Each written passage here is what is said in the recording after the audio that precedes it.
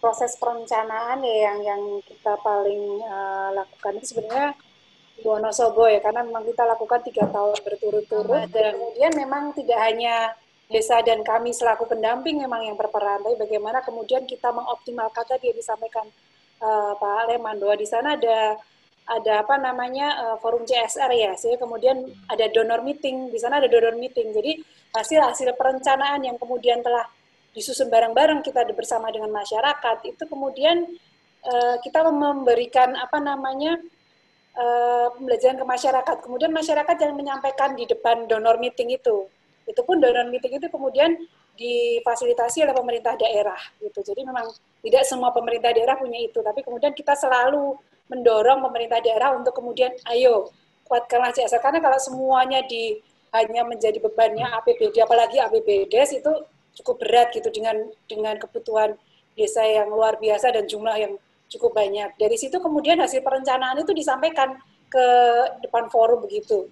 Ada bupati, ada wakil bupati, ada sekda, ada dewan ya.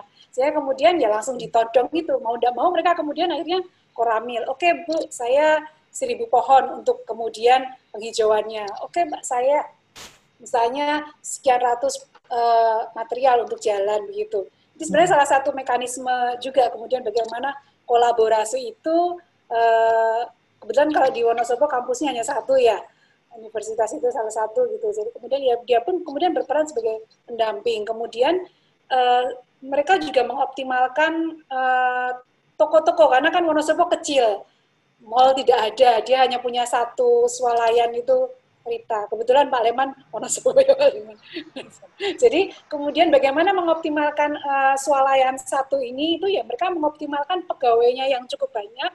Itu kemudian diminta ada satu trip ke daerah-daerah itu. Itu cukup menarik. Jadi trip-trip ke daerah itu sebenarnya mau tidak mau kemudian pemerintah akan kemudian melihat ke sana, pemerintah pusat dan swasta, sehingga kemudian infrastruktur dengan sendirinya juga akan lebih mudah diimplementasi. Itu mungkin salah satu yang menarik ya.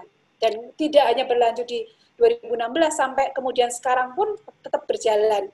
Infrastruktur sudah mulai pelan-pelan terselesaikan, akhirnya kemudian mereka mulai menyentuh hal-hal yang sifatnya budaya, kemudian apa namanya ekologi begitu. Jadi dari infrastruktur ketika permasalahan itu kadang-kadang kan gini, ketika desa masih berkutat dengan permasalahan infrastruktur itu mereka kemudian tidak bisa berpikir ke hal-hal yang lain.